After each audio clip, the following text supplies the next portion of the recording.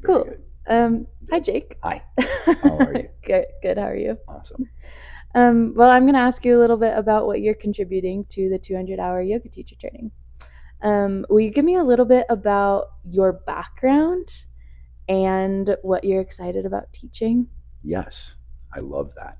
My background is first and foremost as a musician, and I found myself falling deeply into sound at a pretty young age, like 4 probably, with the radio and music, and there was some healing magic in that for me, being in this kind of broken home childhood around 4, these soothing 70s songs all being love songs all the time, and I would hear that and contemplate and get sad and then feel healed. And there was just so much emotion going on in me at the time and in these songs, and it was a safe haven for me, this music, and that's really when it started. And then as a teenager, falling in love with instruments, and especially the saxophone because of the voice that it had, and the I think the air quality and the airiness in its tone. It felt kind of human or superhuman to me, but it was an instrument, no words, so that was very kind of mystical and intriguing and just cool. It was a cool sounding instrument, so I like that. Guitars, so on and so forth, and then dedicated my life to music at about 15 years old. And then started to, there was always a spiritual component to music and me and my life, and, a lot of questions about what's what in religion and spirituality, and just a lot of questioning and kind of praying. And my great grandma was really um, my mentor of prayer. She was a German woman, and she taught us how to pray, and we prayed at night. And so I adopted this spirituality, I think, from her, but not so much religion. But it was always there. So music, and then when yoga finally showed up in my life as a 20 something, late 20s, started yoga practice. I was telling you before about that downward dog that I did, the first downward facing dog.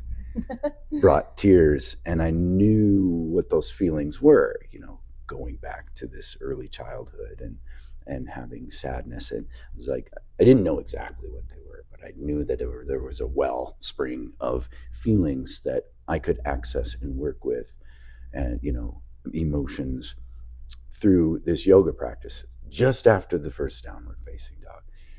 So I went headlong into the philosophy and the sounds. I had already been listening to classical Indian music. So I started actually finding my way to yoga through the music of India because of its nature and how that is. So, and I've been practicing ever since. 51 now. So it's been a bunch of years, and it's been an excellent journey, as you can imagine. That's awesome. What do you think people will take away from? So we're talking about in your piece of the 200-hour mantra and Sanskrit. So what are you hoping the takeaway is for? Because like we talked about just now, you can't know all of it in a 200-hour yoga teacher training. So what are people going to walk away with after our time with you? I'd like to give people a few things, a few aspects that I feel enhance a yoga practice.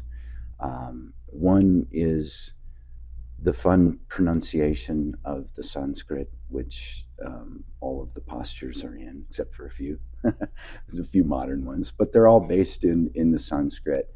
And I enjoy pronouncing the Sanskrit and the words themselves, and discovering the meaning of them. They seem so, when you first hear them, it seems like, at least for me, when I first started in it, like, whoa, this next level stuff, but then you find out it's just saying something about a crow, or it's saying, just regular stuff, it's a chair, it's this, and making that parallel, but still having it have that mystical quality because it's this ancient language from another land. I find that very interesting and grounding in the practice, and not everyday world, that everyday world that we're living in or trying to sort and trying to deal with. So the Sanskrit and the pronunciation of it and the meanings and getting into that and the sound aspect is, falls into the practice. And then when you find yourself in that posture later, you might start running that word through your mind. So it starts to become mantra and gives it that extra little bit. Sound, some chanting, helping people get over any fears they might have of using their voice, the thing they were born with. That first sign that you are a valid human being when you're born and you cry, and like, Yeah. yep, okay, we're good to go. They're breathing, they're crying. Good luck. And so we should all still do that. I feel that we should all be using our voice in many different ways, but we're going to do it through a little bit of chanting and little philosophy about the mantra and what it is and what it has been and what it can be now, even for any individual just starting or somebody who's been chanting for a while. They might find something useful from what I have to offer as well, folding all that into my main discipline of music so that it is present and not not real heady, but grounded in music.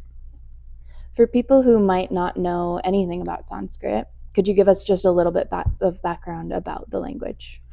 The language, it's considered to be a mother tongue of, well, obviously of India and the various dialects there now, but also of many other languages across the globe, um, and said to have been developed by meditating sages who discovered these sounds and um, put together language in conjunction with a philosophy which is uh, more scientific. The philosophy of, say, the Vedas and the Upanishads and the Yoga Sutras, a bit more scientific than other religious philosophies. And out of these philosophies comes Hinduism, and not the other way around. So it wasn't Hinduism first and then this and that and the other. It was this um, deep meditative practice and this search for who we are and what we're doing and how we can um, not necessarily do away with suffering, but accept where we are and be one with it. And then there's various levels all the way to somebody who's going to live in a cave and just be there and do that, and that's what they're going to do. Obviously that's a different depth of practice than a householder like us who has a job and a life and a family, but there's everything, all that in between. And all of the Vedas and the Upanishads and the Yoga Sutras and all these great writings, they're all in the Sanskrit language. And can you do the same about mantra? So give us a little background and a little bit of different types of mantra. Yeah, mantra is also based in those traditions and in the practice. And if you isolate it specifically from the ongoing of that philosophy, it's kind of just cyclical how they continue to repeat these ideas over and over and over and find new details. It's fascinating, really hard to keep up with. But when it comes to mantra,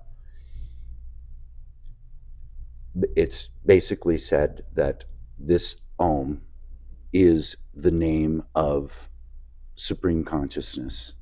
And if you are not achieving samadhi and you aren't there and being and existing in that state, then mantra is the next best thing. If you are not God or becoming God or what that samadhi is, one with, and there you are, then you access the path toward that through the mantra by saying the name. So we can chant Om, simply chanting Om would be one mantra we could get into.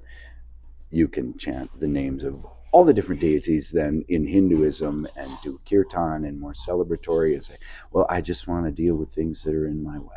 I just want to deal with these obstacles. So you might chant to Ganesha. And I want to deal with transformation. So you might just chant to Shiva and things like that. So there's kirtan and these other ways to sing mantra, Vedic chanting, just chanting long lines of Sanskrit. We won't be doing that so much but we will do a little bit of it. We'll get a little taste of. We'll get a little taste of the Vedic chanting and the is Om and chanting from the Yoga Sutras. A couple of really poignant sections of it that talk about things that we'll be getting into with the workshop and whatnot. And we'll do some kirtan piece, and these are more like the longer songs that are easier to sing and so on and so forth.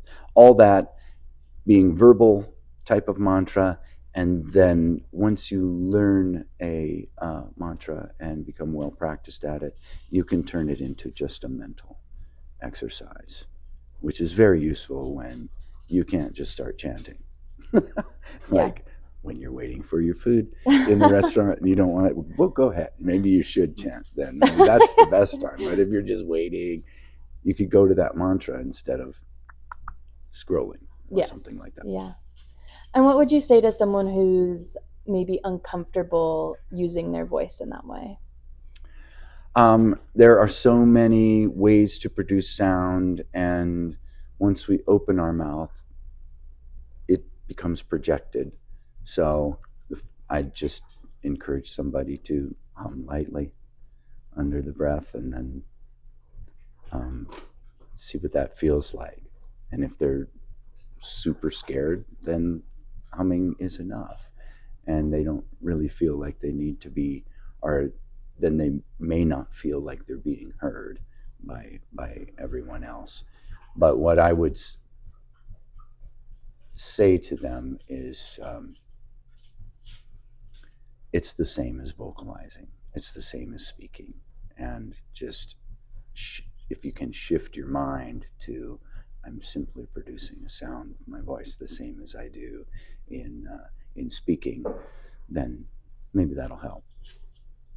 The moment usually brings something to them and to me to present to somebody. So I'll take a poll and see how people are feeling. Yeah. And it is so powerful in a group. It feels like the size of the group, especially when we have 12 people signed up. So there's almost a level of, I can almost never hear myself. And if I'm in a group that size, I can just feel the power of the group, it's really transformative. Yeah, even when you're open mouth singing, doing the thing. Yeah. And the room's pretty big, so it's the sound is swirling. Yeah. It's nice. It's great. And the encouraging thing I'd say, and getting beyond those inner feelings, is the bigger breath you take, the fuller your sound, the more you vibrate, the more you become this being and send this frequency of sound and join it with the others, then the more potent the expression of the group and the better work we get to do in the world. Yeah. It really does bring peace, this singing together, chanting and vibrating, and it aligns so much instantly that if you're afraid, then you should really do it. You should really do it because you won't be afraid anymore. Yeah, there's nothing you It'll can't just, hurt. Like, yeah, nothing bad is going to happen. nothing bad is going to happen. Only good. Yeah. Nobody's going to judge you. We don't come to yoga training to learn how to judge people. Right. Exactly. Is there anything else you'd like to share about what you're sharing in the 200 hour? I'm really happy that you asked me to do it, and excited because of my my practice and how I've developed it over time to integrate everything that I do, Yeah. and who I am, and the philosophies. And I've tried to keep the complexity of all of that simple into a nice simple practice that I can do repetitively and engage in, and understand that the practice, your daily practice, doesn't go on for hours and hours and hours.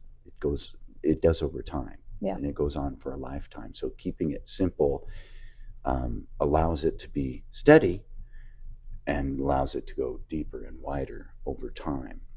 And I feel that you, if you're young and practicing yoga, then you've only come so far in the amount of time that you've had, and introducing some of these, introducing sound and mantra and Sanskrit and a little bit of philosophy helps speed up that process a little bit, because it's grounding, and it gives that width and that depth to something that you might not be able to experience just by going to class, even every day, because you can't do all that stuff in class. So you're opening up space and some time to do that. And that's what I'm excited about, is that you have opened that up and asked me to come in and offer these things that mean a lot to me, and have made my life the life that it is, which is an awesome one. So I'm happy to share. Thanks. Yeah. I'm so excited to learn from you. Awesome. Yeah. Well, thanks, Jake. Appreciate it.